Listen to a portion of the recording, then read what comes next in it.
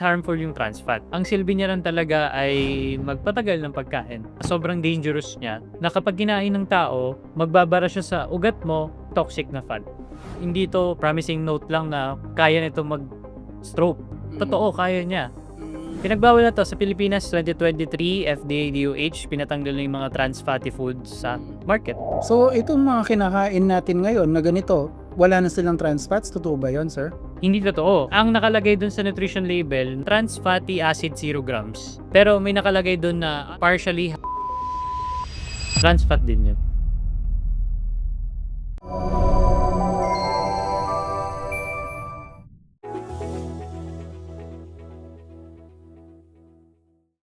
Good day mga kababayan! Welcome sa isang bagong episode ng Medico.ph at ngayon pag-uusapan natin ang tinatawag na trans fats. Ano ba itong mga to at ano ang epekto nila sa kalusugan natin? Spoiler alert, di masyadong okay. So, with us today to explain kung ano ba itong trans fats na to is our board-certified and licensed nutritionist and dietitian, Mr. Mark Vicente. True Alkaline Vitamin C. Sa panahon ngayon, ang daming pagmulan ng sakit, stress, exposure sa germs, unhealthy lifestyle, at kung ano-ano pa. Bilang doktor, isa sa mga nire-recommend ko ay daily intake ng vitamin C mula sa pagkain at supplements. Mabisang pampalakas ng immune system at pampababa ng stress. Nakakatulong pang pagandahin ang ating balat. Sa dami ng brand ng vitamin C, ito ang paborito ko. True Alkaline C. Sodio ascorbate. Alkaline kasi siya. Di gaya ng ibang brand, solid ang vitamin C content dahil puro at walang ano-anong halo. Di pa nakakapangasim ng sikmura dahil nga alkaline base siya. Safe sa mga acidic. Available to ng discounted at free shipping sa store.medico.ph. Tandaan, store.medico.ph. Nandito lahat ng mga supplements na rekomendado namin. Order na habang may natitira pang stocks. Sir Mark, ano ang trans fats? Ang trans fat ay isang uri ng fat na kagaya ng sinabi mo, hindi maganda sa katawan. Kasi may tatlong uri ng fats eh. So, naturally, ang ginawa dito sa mundo, una is yung mga unsaturated or healthy fats, which is alam nyo naman, avocado oil, diba? Sunflower oil, omega fatty foods, yung mga Galing sa fat isda. yan, galing sa isda. Then second, saturated, which is galing sa animals, galing sa baboy. So saturated yan, harmful sila, pero mas harmful yung trans fat. Kasi ang trans fat galing sa natural source. Okay. Plant-based siya, pero ginawa ng food industry, no, nilagyan ng tubig, nilagyan ng chemicals, ininit, para tumigas, para magkaroon ng preservative, para magamit sa mga pagkain na matagal mapanis. Tulad ng mga baked goods, pastries, cake, hotdog, ham. Lahat na masarap. Lahat ng masarap na kayang tumagal ng ilang taon, ilang buwan. Kasi ang trans fat na to, kaya siya tinawag na trans kasi transfer fat. Okay. Ito yung fat na ininit mo, niluto mo, hanggat maabot na yung point na sobrang dangerous niya. Kasi ang dami niya ng pinagdaan ng process. Then, ang chemically structured kasi nito compare sa mga other fats, sobrang tigas nito. Sobrang tigas nito na kapag kinain ng tao, magbabara siya sa ugat mo, sa katawan mo, magiging toxic na fat. Okay. Kaya maraming nagkakaroon ng maraming heart attack. Alam niyo heart attack, hindi lang naman siya one time, di ba? May mga hidden heart attack. Sabi sa mga studies, hundreds to thousand pwedeng maranasan ng tao na hindi mo ramdam na heart attack ka. Okay. 'Di ba? May mga mini heart attack 'yan according to your ECG or other monitoring.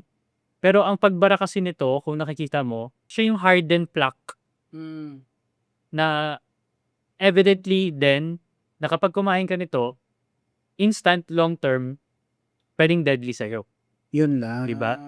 Tsaka kasi ano to eh, ang trans fat kasi common nga, sabi ko nga, isa-isay natin yung mga sources. Mga baked goods, cakes, ham, hotdog, pati na rin yung mga processed foods na naka-chichirya, delata, may trans fat.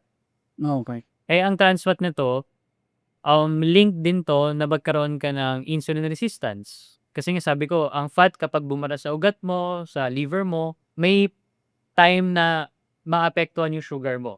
So, lalaki ka, magiging diabetic ka. Yun lang. So, Yes, hindi lang ano to? sa puso at hindi lang risk ng stroke ang tinataas niya. Yes, Pati yung diabetes pa. pati metabolism disorder pwedeng maapektuhan. Ganun siya ka-deadly. And Mm. totoo to ha, hindi to promising promising note lang na kaya nito mag-stroke. Totoo, kaya niya. Kaya nga to pinagbabawal na eh. Mm. Pinagbawal na to sa Pilipinas 2023, FDA DOH pinatanggal na yung mga trans fatty foods sa Mm. market. Sa US na una. Okay. So, itong mga kinakain natin ngayon na ganito, wala na silang trans fats. Totoo ba yun, sir? Hindi totoo. Kasi Yun lang. ang nakalagay dun sa nutrition label, nakalagay pinagmamalaki nila trans fatty acid 0 grams. Okay. Pero may nakalagay dun na alter name, partially hydrogenated oil. Trans fat din yun. Trans fat din yun. Iniba lang ang Iba pangalan. lang. Chemical structured name para hindi halata. Ang taba naman ng utak nito mga to. No pun intended, di ba? Eh, Nakaisip na lang ganun. Kasi nga, grabe yung power ng industry na ginawa nila to. Kasi instant profit to. Tama. Nakagawa ka ng oil na man-made, artificial to eh. Tapos, kaya niyang lasunin yung isip, yung takaw ng tao. Although, wala talaga siyang silbi nutritionally. Oo. Ang silbi niya lang talaga ay magpatagal ng pagkain. Mag-preserve, Mag-preserve. kumbaga. Yun lang. So, lahat ng mga pagkain, lalo na yung mga malalasa, malamang sa hindi may trans fats itong mga to. Yes, malamang sa hindi. Tsaka kasi sa mga nakanood ng cholesterol video natin, nakakataas talaga to ng bad cholesterol. Tsaka Yun lang. nakababa ng good.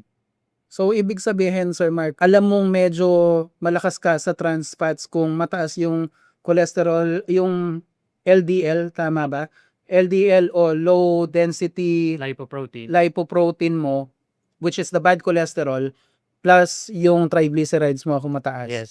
Okay. Totoong marami kang nakain. And usually, sa Pilipinas na setting, yung mga mataas sa margarine, yung mga tusok-tusok ulit, yung mga prito na inulit-ulit, yan yung mga source ng trans fats po. Yun lang.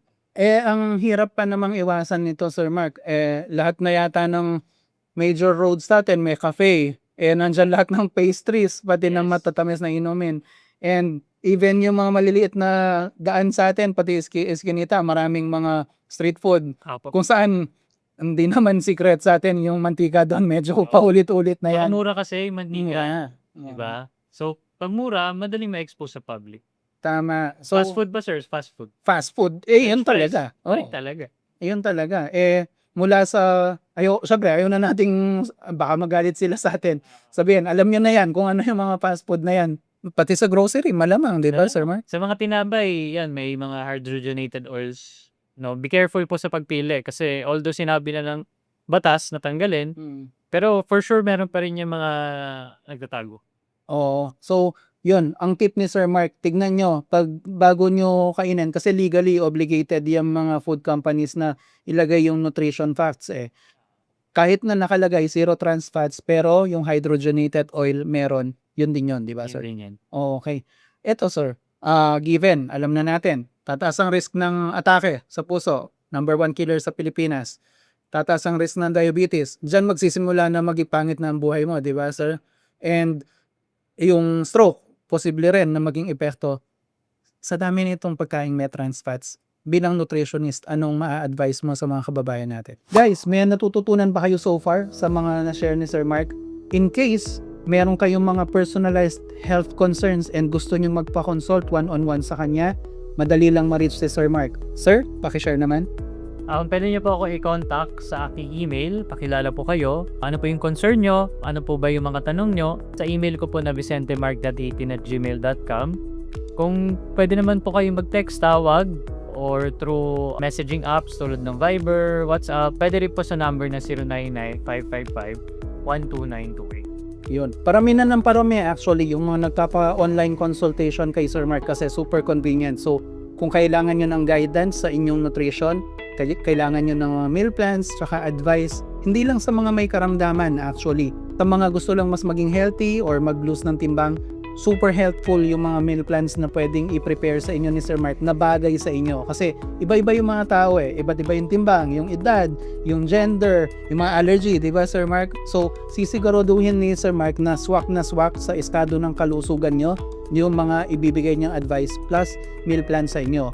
Sa mga may karamdaman naman, kagaya ng diabetes, sakit sa puso, na stroke dati, may kidney problems, may neurological disorders like Parkinson's, Alzheimer's, may meal plan lahat yan para sa inyo na nakakatulong talaga. Kasi kung ano man ang kinakain mo, sabi nga nila, you are what you eat, diba? So kung mas healthy, mas nababagay sa'yo, mas gaganda kalusugan mo. So, pakicontact lang si Sir Mark kung meron kayong direct na questions. Compare kasi sa previous years, alam namin sa field namin, tsaka sa health, na tinatanggal na talaga yung trans fatty foods. Compare before nung bata ako, ano yun free lang, three-way, di pa yan legal na legal. Ngayon, illegal na talaga, kukulong ka na talaga.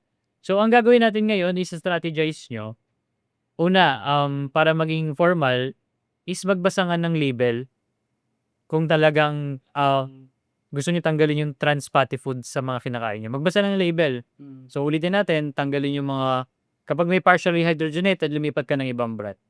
Second, Paano kung silang lahat may ganun? ayun, paano pag lahat sila may ganun, pumili ka na lang din ng oil na hindi galing trans fat.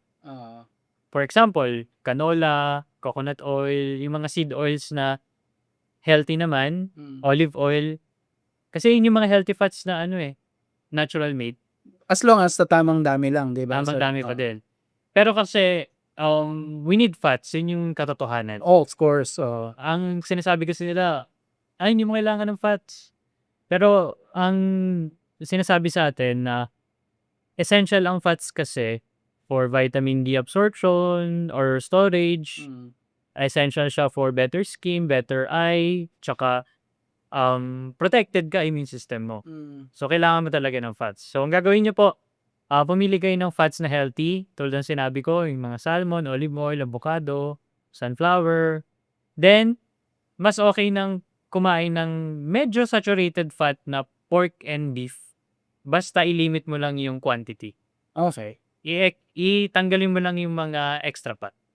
Kumbaga bumabalik dun sa nasabi nyo even in the past na basta balanced diet, medyo safe na. Yes, Sir. balanced diet. Kasi, ang pagkain dyan, nilagay yan para mag-fuel sa atin, as well as i-enjoy mo din. Diba? Wala naman tayong, hindi naman natin papakilaman yung happiness ng tao kung gusto niya kumain ng happy foods na minsan pork, lechon. Make sure mo lang na alam mo yung risk. Kasi buhay mo yun diba? Sinabihan kita, mataas mo yung risk mong magkasakit ng ganito. And dapat maintindihan mo sa sarili mo na mas mataas ba yung risk kaysa sa benefits? Pero kung mas mataas pa yung benefits ng pagkain compare sa risk, go. Go lang. Ganun lang. Di ba tamang equation lang talaga Tsaka walang sisihan. Walang sisihan. Lalo na sa atin kasi nag-advise tayo generally. Pero, yun nga, sabi nga, pick your poison. Kasi nga, lahat poisonous True. Diba? Pero, dahil nga, andito lang naman tayo sa short time sa mundo, enjoy mo na lang din. Enjoy mo. Hanapin mo yung balanse ng enjoyment tsaka hindi masyadong iigsi ang buhay mo, no, sir? Lalo na kasi speaking of travel, yun yung lagi kong pinag-uusapan. Doc, Sir Mark, paano magta-travel? Kung pinag-ipunan mo yan and di naman lagi yung travel mo, kumain ka ng mga cuisine nga, Asian, European, oo, kumain ka. Kasi nandun ka na You have to try local foods, pero dapat marunong kang magbilang ng limit. Lalo tayo, if yung mga sakit mo medyo kailangan ng immediate response.